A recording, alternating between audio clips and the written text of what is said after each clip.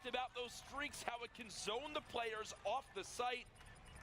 And because Aqua holds that angle on the doors, they run straight into him. It's free pickings.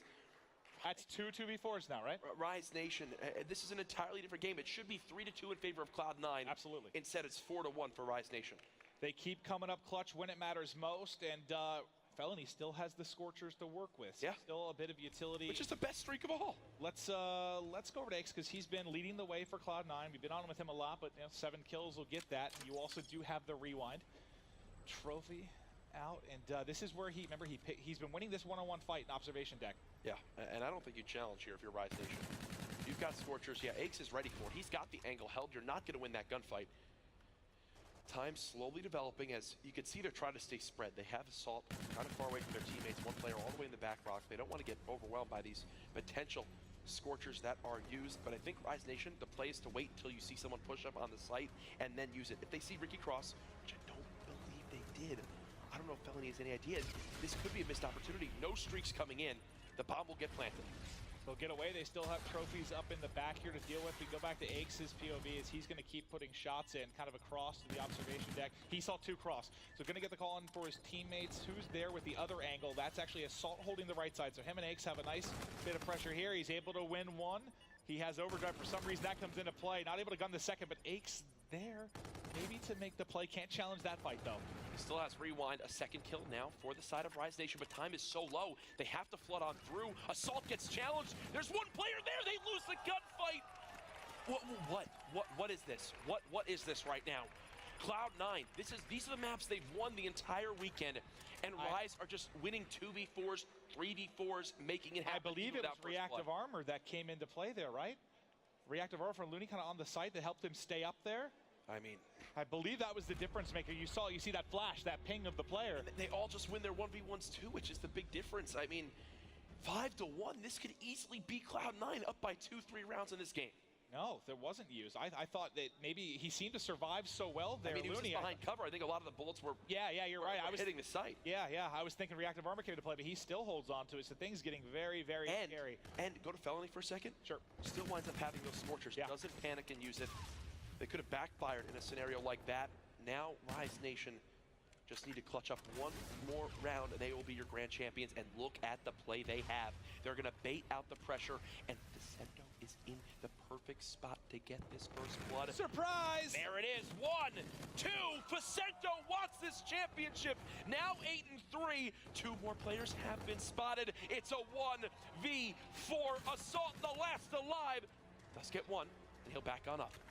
If he gets 2 more, I mean, maybe he gets closer to this camo. He has 40 seconds to work with. Never been more pressure on Assault to make a play. And he's able to catch him actually planting the bomb. Now can he clutch on one more? He's able to win it. Now going to be 1 versus 1. He sees him. He's trying to challenge, whips around, loses it, but almost insanity.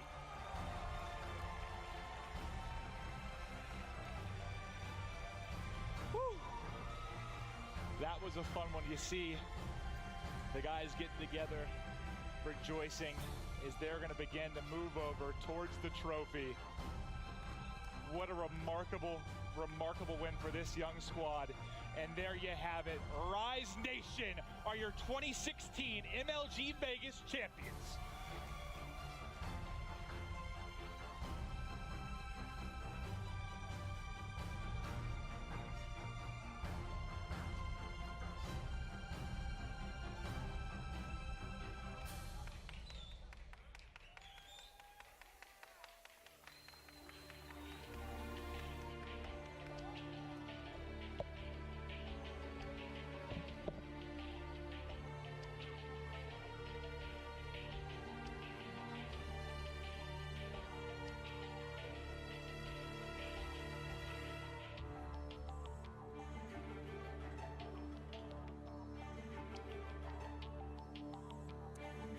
Rise, congratulations. MLG Las Vegas champions must feel so unbelievably good. Looney, obviously I spoke to you before the game. I've got to ask, what are your emotions right now? Your first MLG championship. I want to keep winning, man. I can't let it fall off this year like I did last year. For sure want to stay at top with these guys. They're amazing players, as you can see. And just got to keep going. throughout that final, was there ever a moment where you thought maybe it wasn't going to happen? When I shit the bed, fourth map. I was 11 At least you're honest. I saw Yuli, I was like, dude, you can't be losing full like this, man. Like, let's just focus up right here. Tyler went big that first round that set the pace for that S&D with that 4-piece, and we just kept rolling from there. In terms of the next event, it's going to be Atlanta, okay? How are you guys planning on staying on top? We just got to keep grinding, and then we have to revamp our S&D. Obviously, now there's VODs and stuff like that. S&D definitely won us this tournament, so now we got to revamp our S&D so people can't come into a match and know what we do. Fair enough. Congratulations once again. But before I let you guys go, we have one more award. It's going to be the MVP award here from MLG Las Vegas Open. I have it here. It's pretty beautiful, I'm not going to lie. It's the Control Freak MVP award. Now, this award is going to go to a player who arguably had his best ever event I've ever seen him play in my life. Led his team by stats unbelievably so. It was an incredible event for him.